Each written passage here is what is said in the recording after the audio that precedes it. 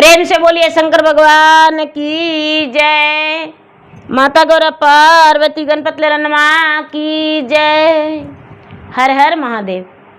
देवों का देव महादेव जी के चरण में प्रणाम करती हूँ, मेरा प्रणाम स्वीकार हो। माता गौरी पार्वती के चरण में प्रणाम करती हूँ, मेरा प्रणाम स्वीकार हो। सब गुरु भैया बहना के चरण में प्रणाम करती हूँ, मेरा प्रणाम स्वीकार हो। सब देवी देवताओं के चरण में प्रणाम करती हूँ, मेरा प्रणाम स्वीकार हो। गुरु भाई बहना, मैं एक कथा सुनाने जा रही हूँ। इस कथा को पूरा सुनिए और रहस्य जानिए। हर हर महादेव। गुरु भाई बहना, एक राजा थे और एक रानी। राजा साहब के एक ही बेटा था। बड़ा मांगला चंगला से हुआ था, बड़ा मनीता के बाद हुआ था। राजा साहब अपने बेटा को इतना प्यार करते थे, जो कहता था वो बेटा को बात सुनते थे। बेटा की हर बात अपने सलाखों पे रखते थे। धीरे धीरे समय बीत रहा था। राजा साहब का बेटा बड़ा हो गया, विवाह का योग हो गया। जब विवाह का योग हो गया गुरु भाई बहना, तो राजा साहब अपने बेटा के ब्याह के लिए इधर उधर बात को फैला दिए। जब बेटा का ब्याह हुआ तो ब्याह तय हो गया, बेटा का ब्याह हो गया, दुल्हन आ गई। सुहाग रात में जब बहू रानी और राजा साहब का बेटा राजकुमार दोनों गया, तो बेचारी जो दुल्हन थी पलंग पे बैठी और राजकुमार पलंग से पांव नीचे खींच लिया। पलंग से पांव नीचे खींच लिया दीदी, और नीचे खींच के और कमरा से बाहर हो गया। पता नहीं मन में उसको क्या लगा, कैसा लगा, कमरा से बाहर हो गया। और सवेरा होने पर 4 कुत्ते एक मरे हुए लाश को चीर फाड़ के खा रहा था। जब चीर फाड़ के खा रहा था, एकदम राजा के दरवाजे पर राजा साहब सुबह निकले अपने राजमहल से, तो देखते हैं कि मेरे दरवाजे पे एक शादी का जोड़े में सुंदर नौजवान मरा पड़ा है और 4 कुत्ता उसे चीर चीर के खा रहा है। उसे हाथ पांव में समझ में नहीं आ रहा था कि किसका है। चेहरा तो बिल्कुल दिख नहीं रहा था कि ये किसका है, समझ में नहीं आ रहा था। गुरु भाई बहना, राजा साहब अपने बेटे को पुकारे तो बेटा घर में नहीं था। राजकुमारी कहती है कि पिताजी, मैं क्या बताऊं, वो तो पलंग पे जब मैं बैठा तो खींच लिए पांव, और उसके बाद कहाँ गए मुझे पता ही नहीं। राजा के घर में पूरे सन्नाटा छा गया। अब उनका घर में सारी खुशियां मातम में बदल गया। जो दुल्हन थी वो बाहर देखकर कहती है कि नहीं, ये मेरा पति नहीं है, ये मेरा पति नहीं है। लेकिन जो माँ थी राजकुमार के, वो अपने बहू को गाल पे तमाचा देते हुए कहती है कि ना बही महीना बहुआ पेटा, बा मेरा खाली अरे पेटा, बा मेरा खाली हो, जन्मा दिया ते अतो अंग टूट लएरा,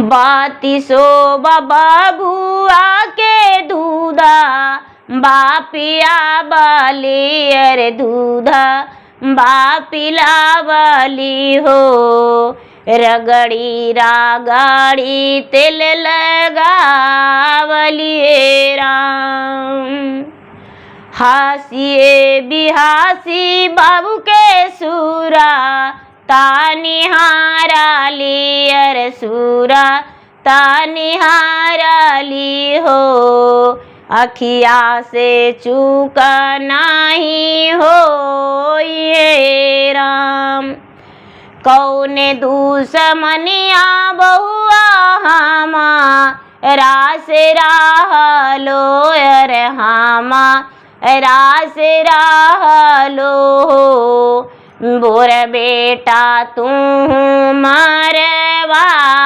दिलए राम। केतना कसैया बहुआ कितना निरदैया रे कितना निरदैया हो कितना चंडालिन बहुरिया रहलुए राम। आपने से फोरला बहुआ हाथे शंका चूड़िया रे हाथे शंका चूड़िया हो अपने से मिटला मंग के सिंदूर वे राम। एक गुरु भैया एक गुरु बहना जो राजकुमार की माँ है अपना बहू के गाल पे तमाचा दे के कहती है कि अरे मुझे तो पागल बना रही हो, ये मेरा बेटा है, ये मेरा बेटा है, कोई और नहीं। किस दिन का दुश्मनी मुझसे निकाली हो जो मेरा बेटा के मरवा दी कटवा दी, और कहती हो कि पलंग से लात खींच लिए। नहीं नहीं, तुम मरवा दी हो मेरे बेटा को, हम कभी तुम्हें माफ नहीं करेंगे। एक गुरु भैया एक गुरु बहना बेचारी बहू रानी तो कुछ भी नहीं जानती थी, वो निर्दोष थी। वो कहती है अपने हाथ जोड़ के कि माँ जी इतना बड़ा कलेम मत लगाइए, आपका बेटा थे तो मेरा पति है, आपका बेटा है, मेरा जीवन साथी है, मैं उनके साथ साथ फेरा लिया था माँ। लेकिन रानी मानने को तैयार नहीं। गुरु भाई बहना राजा के बेटा जो था उनके नाम पे उनका अग्नि संस्कार कर दिया गया। बहू रानी का मांग का सिंदूर धुला गया, हाथ का शंका चूड़ी फूट गया, सफेद साड़ी पहना दिया गया और राजमहल के अंदर से निकाल दिया गया। पहले का जमाने में लोग कहते थे कि जिंदे पत्नी को भी जला दिया जाता था, लेकिन राजा का इलाव नहीं था कि नहीं, मेरे पति वही सती होती है जो सती के लायक होती है, ये पति नहीं पत्नी नहीं, ये तो कलंकनी है, अपना बेटा के साथ इसे नहीं हम सती होने देंगे। एक गुरु भाई बहना राजा साहब एक झोपड़ी लगवा दिए गांव अपने घर से थोड़ी दूर हट के, और एक सुंदर सा झोपड़ी लगवा दिए और उसी झोपड़ी में अपने बहू रानी को निकाल के और पहुंचवा दिए। राजा साहब उसी झोपड़ी में दाल चावल जो भी उनका खर्चा होता था भिजवा दिए, कपड़ा जे भी उनका चाहिए जरूरत की सामान सब कुछ भिजवा दिए। अब जो बहू रानी है उसके मैके वाले भी बोले कि बेटी अपना मैके चलो, इतना बड़ा कलंक लेके ससुराल में रह के क्या करोगी। लेकिन बहू रानी मानने को तैयार नहीं, कहती है कि मैं सुहागन हूं, मैं विधवा नहीं हूं। सारा लोग मुझे विधवा कहते हैं लेकिन मैं विधवा नहीं हूं, मेरे पति आएंगे, मेरे पास आएंगे। क्या होता है गुरु भैया, धीरे धीरे धीरे धीरे धीरे धीरे 12 बरस बीत गया। जब 12 बरस बीत गया, बेचारी जो महल में रहने वाली एक झोपड़ी में रह रही है, वो क्या करती है कि रोज के रोज वन में चली जाती थी, लकड़ियाँ इकट्ठा करके और जमा करके लाती थी, उससे जलावन के लिए, और उससे गांव वाले भी कोई नहीं बात करते थे। गांव का लोग, घर का लोग कोई भी नहीं बात करते थे। बेचारी अपना बड़ी दुखी जीवन व्यतीत कर रही थी। एक दिन के बात है कि गुरु भैया बहना जंगल से एक सुंदर सा बंदर आया और बहू रानी के पास बैठ गया। बहू रानी उसे देखकर डर गई, लेकिन बंदर जो था अपने हाथ से लकड़ी बीन के इकट्ठा करने लगा। जब लकड़ी बीन के इकट्ठा करने लगा तो सोचती है कि अरे ये बड़ा प्यारा बंदर है, ये तो मनुष्यों के जैसा मेरा लकड़ी इकट्ठा करने लगा, ये तो छीट देता। एक गुरु भैया एक गुरु बहना, बेचारी बहू रानी बंदर को बोली कि क्या तू प्यासे हो, पानी तुम्हें चाहिए? बंदर ने सर हिला दिया, हाँ मैं प्यासा हूं। बेचारी बहू रानी पानी दे दी और बंदर ने मनुष्यों की भांति पानी पी लिया। बहू रानी पूछती है क्या तू भोजन करेगा? बंदर ने सर हिला दिया, हाँ भोजन करेंगे। बहू रानी अपने झोपड़ी के पास ले गया उसे, और उसके पास बचा खुचा भोजन था वो दे दिया। बंदर भोजन कर लिया और इसके बाद फिर से जंगल की ओर चला गया। बहू रानी का तन सन्नाटा हो गया। अरे जैसे लग रहा है कि मेरा नजर के सामने से कोई मेरा अपना दूर हो गया है, ये कैसे हो सकता है? वो बंदर से मेरा क्या रिश्ता था? रात में भोजन बनाई खाई, सवेरा होते ही फिर से वन में चली गई लकड़ी चुनने के लिए। जब लकड़ी इकट्ठा कर रही थी तो बंदर फिर से आया और बहू रानी का पूरा रोम रोम एकदम खुशी से भर गया। बंदर के तरफ निहारने लगी। बंदर इसके करीब आ गया। बंदर करीब आ गया। अब तो बंदर के साथ ये खेलती, बंदर के साथ बातें करती। बंदर एकदम पूरा जंगल से बढ़िया बढ़िया फलहरियां लेकर इसे ला के देता। अब इसे जंगल में लकड़ी तोड़ना नहीं पड़ता था। पूरा पेड़ पर चढ़ चढ़ के बंदर लटक लटक के मोटे मोटे लकड़ियां भी सूखा हुआ तोड़ देता था। अब इसे लग रहा था कि इसका जीवन में कोई दुखी नहीं है। एक दिन के बात है कि पूरा जोर से बारिश बरस रहा था, बादलें गरज रहा था, बिजलियां चमक रहा था और चारों कोना घना घोर बादल घेरा हुआ था, काले काले बादल। ये बेचारी बहू रानी अकेले एकदम घबरा रही थी और पानी में भीगता हुआ बंदर आके इसके पास दरवाजे से बाहर खड़ा हो गया, झोपड़ी के पास खड़ा हो गया। बहू रानी को लगा कि यहाँ लगता है कि वो बंदर बाहर खड़ा है।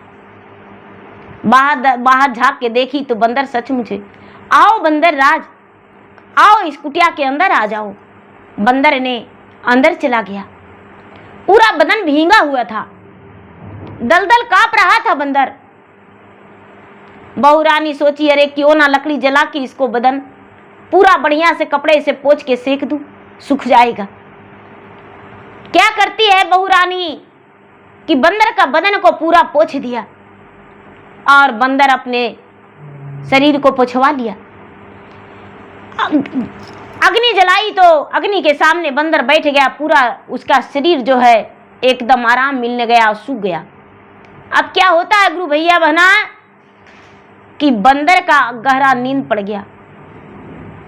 जब बंदर का गहरा नींद पड़ गया तो बेचारी बहू रानी भी बंदर के सिर पे सिर रख के और सो गया। ना जाने कब कैसे दोनों का गहरा नींद पड़ गया और पति पत्नी का संबंध बन गया एक बंदर से। सवेरा हुआ, जो बहू रानी थी बंदर को सूरत को निहार कर बंदर से बातें की। अरे भाई, अरे मेरे प्यारे बंदर, तुम्हें भी अभी नींद टूटा? मेरा भी अभी टूटा है। हाँ, मेरा भी अभी नींद टूटा है। अब बंदर प्रतिदिन आने लगा। कुछ दिन के बाद बहू रानी को पता चला कि मैं गर्भवती हूं, मैं गर्भवती हूं और पूरा उल्टियां होने लगा। बंदर आना छोड़ दिया। बंदर जंगल की ओर चला गया। गांव का लोग जो थे सबको ही कहने लगे कि राजा साहब की जो बहू रानी है वो मुंह काली कर ली है। राजा और राजा की पत्नी राज रानी दोनों उसके पास गए। अरे कलंकनी, तुम 12 बरस यहाँ पर बिता ली, इस झोपड़ी में अब मुंह काला कर ली हो। कहती है नहीं, मैं किसी से कोई गलत संबंध नहीं बनाया हूं। गांव नगर में किसी से ढिलवारा पिटवा के पूछ लीजिए, मैं कोई गलत संबंध नहीं बनाया हूं। लेकिन हाँ, मुझसे गलती हुई है कि एक दिन मेरे साथ बंदर रहा था और ना जाने वो बंदर मेरे साथ क्या किया। मेरा तो नींद पड़ा हुआ था और उसके बाद बंदर मेरे पास नहीं आ रहा है। ए गुरु भैया, ए गुरु बहना, अब क्या होता है, सारे लोग पंचायत लगाए और कहने लगे कि इसे मार मार के ईंट पत्थर से गांव से बाहर निकाल दीजिए। मार मार के ईंट पत्थर से और गांव से इसे बाहर निकाल दीजिए। सारे लोग का यही बात बना और ईंट और पत्थर चलाने लगे बहू रानी पे।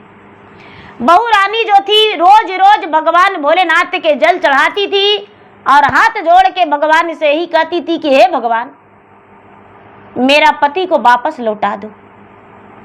नहीं, हम आपसे सोना चांदी रुपया पैसा धन दौलत कुछ नहीं मांगते हैं, मेरा पति को वापस लौटा दो। आखिर मेरे पति कहाँ गए मुझे नहीं पता, लेकिन मेरा पति को वापस लौटा दो। रोज यही कहती थी भगवान से। धीरे धीरे समय व्यतीत हो रहा था। जब ईंट और पत्थर चलने लगा तो इसे याद आया कि रे, क्यों ना एक बार मैं उस बंदर को याद करूं। मन ही मन बड़ा प्रेम से याद करती है कि जेहि दीना भइले रामा औ हमरो के ब्याहवाजी, अरे हमारा के लागल अच्छा रंग जी। कहाँ में गइल रामा औ हमारा के छोड़िए जी। अरे सब मिली ली है मोरा प्राण जी। अरे नहीं हम बोलली तो हसे और नहीं हम हंसली जी। अरे तोहरी निसनिया मोरा ओद्रा जी।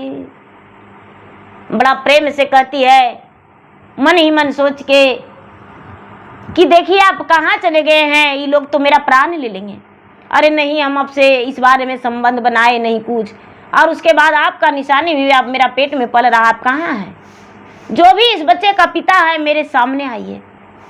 ए गुरु भैया, ए गुरु बहना, जो बंदर है, बंदर एकदम विराट रूप बना के और एकदम इसके सामने खड़ा हो गया और एक महात्मा आके और कहते हैं कि इस इंसान पे क्यों ईंट और पत्थर चला रहे हो?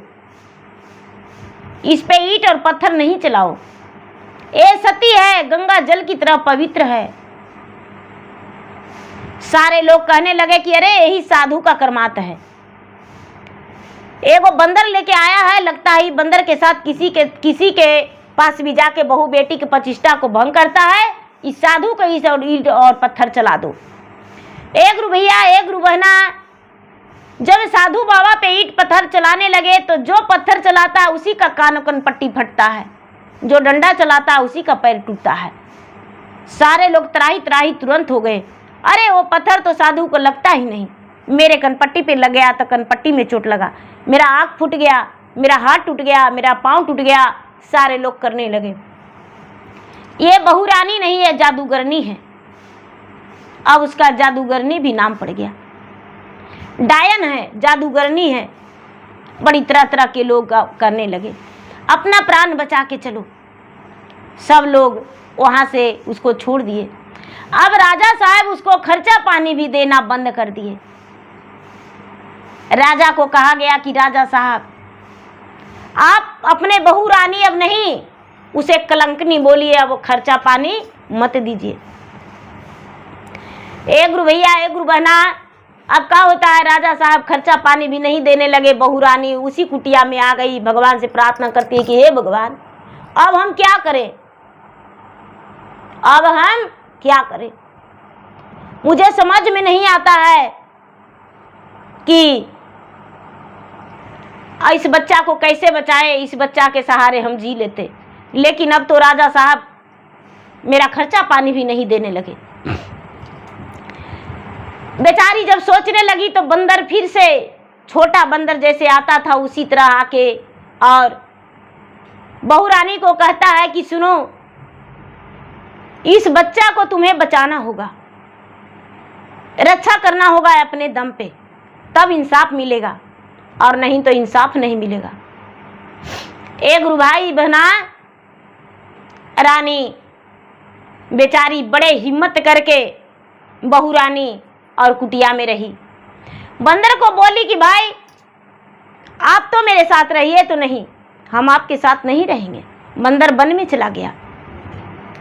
जब वन में चला गया, फिर से रात्रि में कुछ लोग आए और रानी को कोई भाला से, कोई गड़ासा से, कोई तिरछुल से लोग मारने के लिए गांव वाले बहुत सारे महिलाएं आए कि इसको चलो महिलाएं मिलके काट देंगे, मार देंगे, एक कलंकनी हट जाएगी गांव से, गांव का तहस नहस बर्बाद करके रख रही है।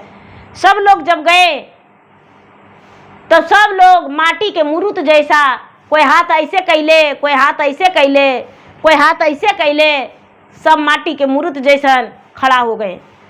अब किसी का हाथ भी रानी पर नहीं उठा, ये बहू रानी पर। सवेरा हो गया, जिसके बहू बेटियां वहां पर थे मारने के लिए मौजूद हो तो दंग रह गए कि माटी के मुरुत जैसा सब कैसे खड़ा है, किसी का आवाज नहीं निकल रहा है, किसी का भी हाथ नहीं हिल रहा है, पांव नहीं, शक्तिमान लगा हुआ है। गांव के लोग गए और जाके बहू रानी से अर्जू किए कि बेटी, अरे हम जानते हैं कि तू जादूगरनी हो, लेकिन इस सब को ठीक कर दो, क्यों अंदर क्या कर रही हो, बाहर निकलो। बहू रानी को कोई पता भी नहीं था, सब दरवाजे पर ऐसे हो गया था। बहू रानी अपने झोपड़ी के अंदर से निकली तो देखती है, अरे ये कैसे। वो सोचती है कि मेरा बालक के पेट का अजनबी है, कोई भगवान का अवतार है, तब तो इतना इसको बचाने के लिए हो रहा है। सब लोग गांव वाले चले गए, ऐसा ऐसा कई विपत्तियां आया, लेकिन कोई कुछ नहीं किया। धीरे धीरे धीरे धीरे धीरे धीरे 9वां महीना पूरा हो गया। अब जब 9वां महीना पूरा हो गया गुरु भैया बहना,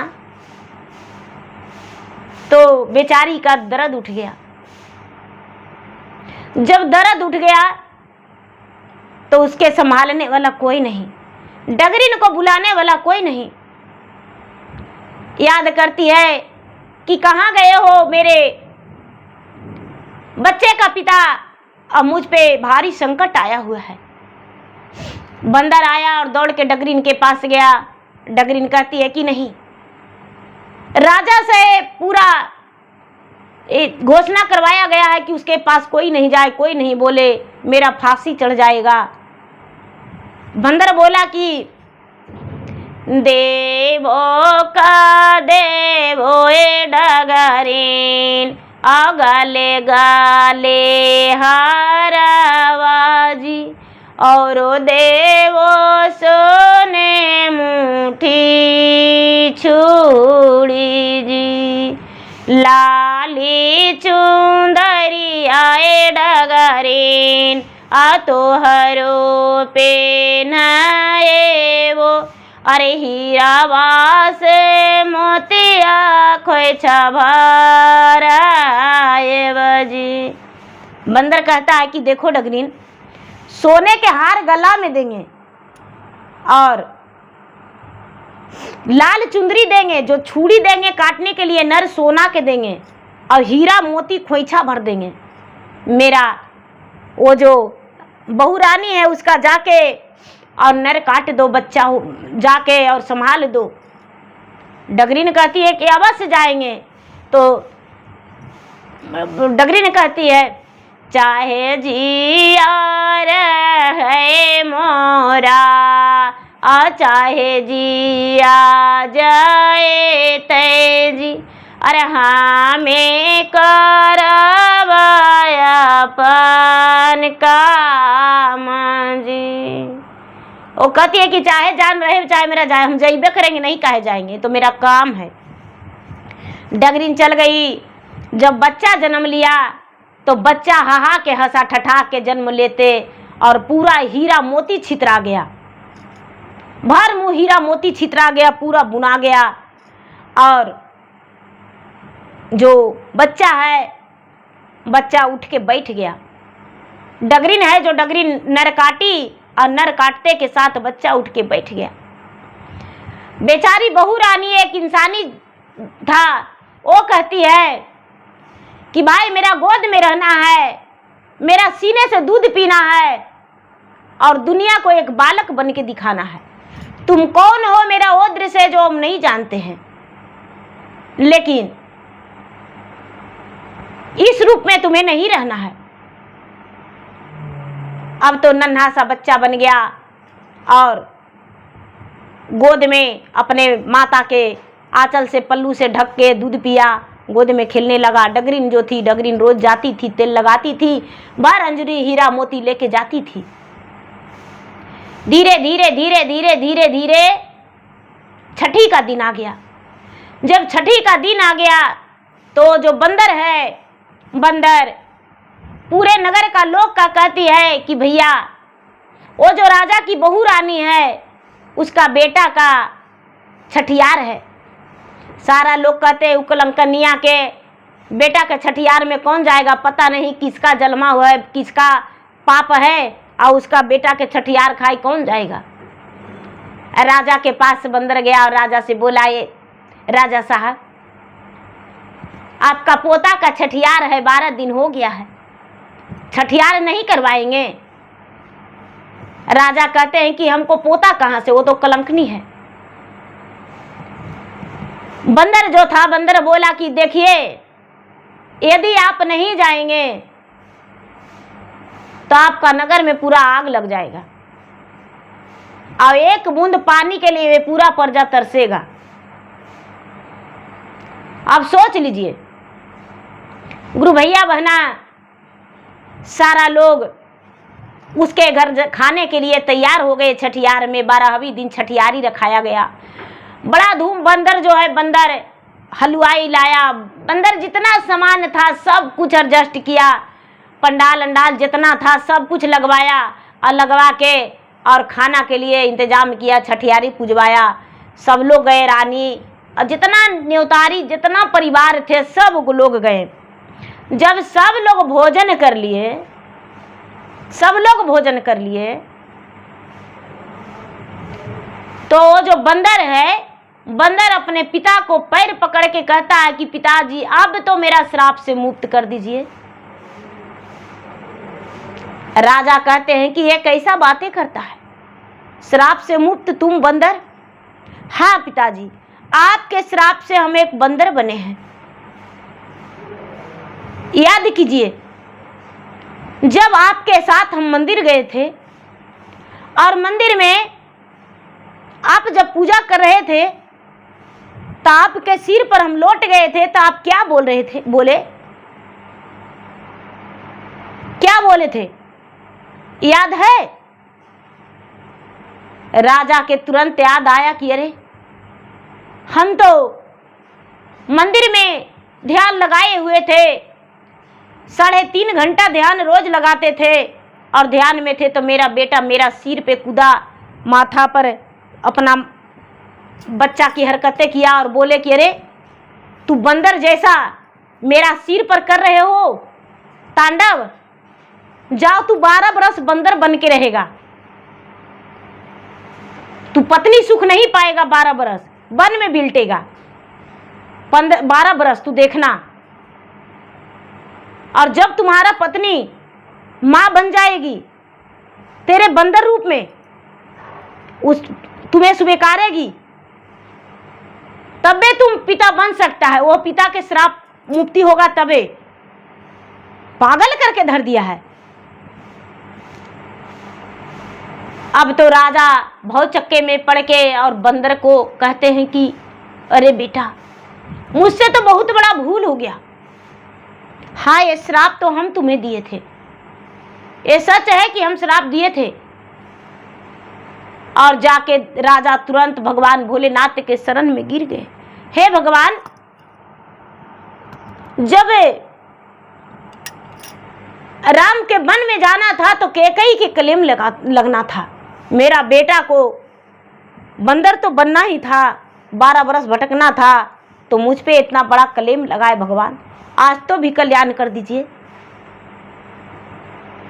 एक गुरु भाई बहना राजा साहब बहुत अर्जुन विनती किए, और जब अर्जुन विनती किए तो भगवान भोलेनाथ जो हैं त्रिशूलधारी, जटाधारी, मृगछालाधारी, तुरंत वहां प्रकट हो गए पूरा सकलो समाज में। क्योंकि नाच मोजरा के साथ बंदर जो था तैयारी किया था अपना बेटा को छठियारी में, और त्रिशूलधारी वहां प्रकट होके और बंदर के सामने एन मस्तूका के हाथ फेर के और आशीर्वाद दे के और कहते हैं कि अभी तुम्हारा बदन जो है तुरंत राजकुमार का हो जाएगा। और बंदर एक राजकुमार बन गया। बंदर जब राजकुमार बन गया गुरु भाई बहना, सारा लोग देखते ही देखते रह गए। अब रानी और राजा दोनों अपने बहू को गले में लपट के और कहते हैं कि बेटी तू सती थी, मैं पापी था, अरे तुम पे इतना अत्याचार किए। अब राजा कहते हैं कि मेरे दरवाजे पर वो लाश कैसा था। भगवान भोलेनाथ कहते हैं वो तो किसी का लाश कुत्ता लाके और वहां पर खा रहा था, कई दिन का मरा पड़ा था, वो तुम्हारा बेटा नहीं था। रानी है जो कहती है कि हम उतना दिन बेटा को सेवे 20 बरस, लेकिन हम नहीं देखे। लेकिन बहू रानी मेरा मानने को तैयार नहीं थी कि वो मेरा पति है। जो बेचारी बहू रानी थी वो बोली कि माँ जी मेरा विश्वास अटूट था और मैं भगवान से प्रतिदिन अपने सुहाग की रक्षा करने को लिए कहते थे, और भगवान मेरा पति देव को अच्छे से रखे हुए थे और आज मेरे पति मिल गए। पूरे नगर का लोग बहू रानी के नाम से जय जयकारी किए और सब लोग धन्यवाद किए। जो बंदर था गुरु भाई बहना, बंदर एक राजकुमार बन गया। अब राजा ढोले बाजने के साथ अपने घर में बेटा को और बहू को और पोता को प्रवेश किए। सब बड़ी प्रेम से बोले शंकर भगवान की जय, हर हर महादेव, पूरा कस के जयकारी करते हुए और बहू रानी को घर ले गए और अर्छन परछन रानी फिर से की और राजा भगवान के नाम के आंगन में पूजा रखवाए और चर्चा धूमधाम से किए। सब लोग चर्चा में जुटे और जो बेचारी बहू रानी थी अपने हाथों से पूरे लोग को प्रसादी बांटी और चर्चा में सबको जुड़ने को लिए बोली कि देखिए भगवान जो हैं दूर नहीं है, भगवान हम दूर किए हैं, भगवान मुझे दूर नहीं किए हैं। तो देखिए गुरु भाई बहना, पहला सूत्र में दया मांगना, दूसरा में चर्चा करना, तीसरा में 108 बार नमः शिवाय नमः शिवाय नमः शिवाय जाप करके शिव गुरु को प्रणाम करना, यही गुणगान करना है। देखिए दीदी, चल जाएगा प्राण एक दिन, आंख मुना जाएगा, मुट्ठी जो है हाथ पसार देंगे, पूरा पाँव लकड़ी किस तरह हो जाएगा, अग्नि में लोग जला देंगे और कुछ नहीं यहाँ बचेगा। लेकिन भगवान का यादें सिर्फ आपके मन में साथ जाएगा, भगवान का जाप साथ जाएगा। धन दौलत बेटा पुतो दुनिया संसार सब ही रह जाएगा, किसी का मौत समय से, किसी का कुछ समय से, लेकिन कोई नहीं कुछ लेकर जाता है दीदी। राजा से रंक कोई नहीं कुछ लेकर जाता है। जो तन पे गहना भी रहता है वो लोग कहता है कि अरे तनी भरगर है, इसको भी उतार दो, अरे थोड़ा सा काट के मुंह में दे दो, लेकिन वो क्या मुंह वाला साथे जाता है दीदी? नहीं साथे जाता है। वो भी शमशान घाट में डोम चाल के चलनी से निकाल लेता है सोना के और छैया बन जाता है देहिया। इसलिए भगवान के नाम जपिए दीदी, और कुछ तो भगवान से के नाम जप के पुण्य कमाइए। तो देखिए गुरु भाई बहना, मेरा कहानी यदि आपको अच्छा लगता है तो मेरा कहानी का लाइक करिए, शेयर करिए, और चैनल पर यदि नए हैं तो चैनल का सब्सक्राइब कर दीजिए। धन्यवाद। हर हर महादेव, घर घर महादेव।